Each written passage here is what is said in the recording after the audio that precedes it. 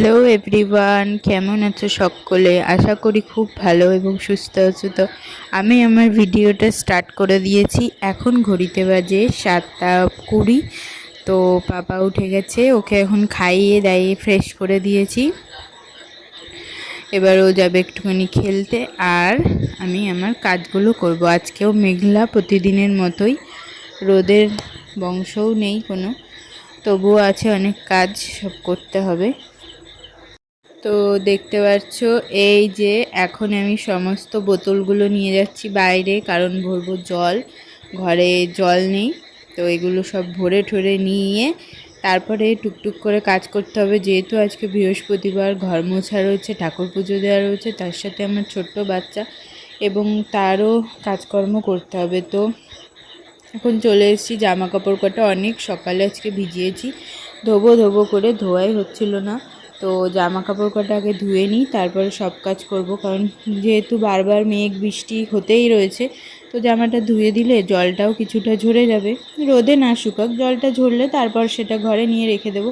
তো সেই কারণেই এই কাজটা তাড়াতাড়ি করছি। তারপর আছে রান্নার কাজ। এখন ঘড়িতে বাজছে প্রায় ওই 9:45 মতন। আর এই যে এবার এগুলো মেলে দিয়ে চলে এসেছি দেখো রান্নাঘরে। এখানে আমি মাংসটা রান্না করছি, রান্নাবাড়ি সবই হয়ে গেছে, মাংসটা বাকি, তো সেটাই আমি করছি। আর আজকে মাংসটা না প্রেসারে দিয়ে দিয়েছি, তাহলে খুব ভালো সিদ্ধ হয়। তো এই দেখো আমার দুপুরের খাবার, উচ্ছে আলু ভাজা হয়েছে আর মাংস। আমার ভালো লাগে না খেতে, তাই আমি এক পিসই নিয়েছি। আর এবার হচ্ছে গিয়ে মটরটা জ্বালিয়েছি, জলগুলো ভরে নেব, কারণ হচ্ছে গিয়ে আমাদের এখানে আজকে খুব লোডশেডিং হচ্ছে ঘন ঘন। তো এই যে জলটা ভরে নিচ্ছি। আর কলপাটটা খুব ময়লা হয়েছিল, ঝাঁটা জল দিয়ে, পাতা পড়েছে তো ঝাঁটা দিয়ে ভালো করে ধুয়ে দিয়েছিলাম। এবার একটু জল ঢেলে দিচ্ছি যাতে কলপাটটা পুরো পরিষ্কার হয়ে যায়। আমার না কলপারে এসে নোংরা দেখলে বিরক্ত লাগে, তাই সবসময় একটু পরিষ্কার রাখার চেষ্টা করি। তো এদিকে আমার পাপা খুব কান্নাকাটি করছে, ওকেও স্নান করাতে হবে, স্নানের সময় হয়ে যাচ্ছে। তো আমি ভাবছি, আমি যেহেতু ভিজেই গেছি ঘর মুছে কাজ করতে করতে, তো আমি আগে স্নানটা করে ফ্রেশ হয়ে নিই, তারপর পাপাকে কোলে নেব।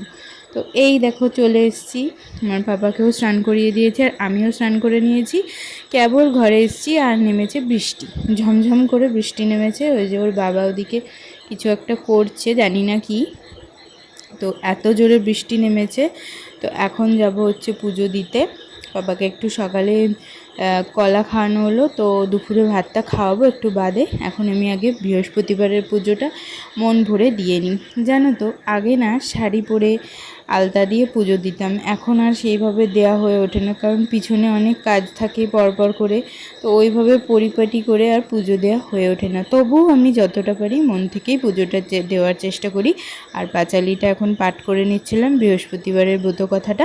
তো চলো, আমার ভিডিওটা কেমন লাগলো, ভিডিওটা যদি ভালো লাগে তাহলে অবশ্যই একটা লাইক করে কমেন্ট করে দিও।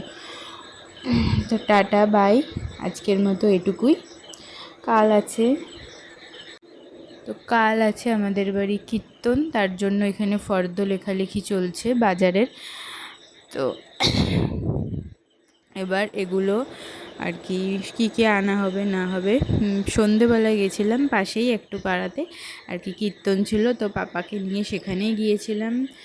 ওখানে এই যে সবাই দেখো রান্নাবাড়ি করছে, আর আমাদেরও খেতে দিয়েছে। ও খুব জ্বালাতন করছিল, তো আমি তাড়াতাড়ি করে খেয়েই চলে গেছি। লুচি, ছোলার ডাল, এগুলো আর ক্লিপ নেওয়া হয়নি। আর বাড়ি এসছি, দেখো ঘরের দশা।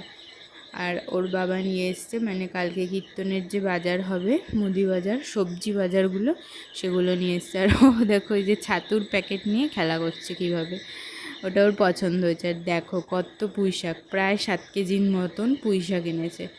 কাটি কচু, মিষ্টি আলু সব কিছু দিয়ে একটা ঘ্যাট টাইপের হবে, তো তার জন্যই এই বাজারগুলো করা। আমরা এগুলো এখানে ঘরে আপাতত রেখেছি, সকালে তোমাদের সাথে আবার কালকের ভিডিওতে বাকিটা শেয়ার করছি।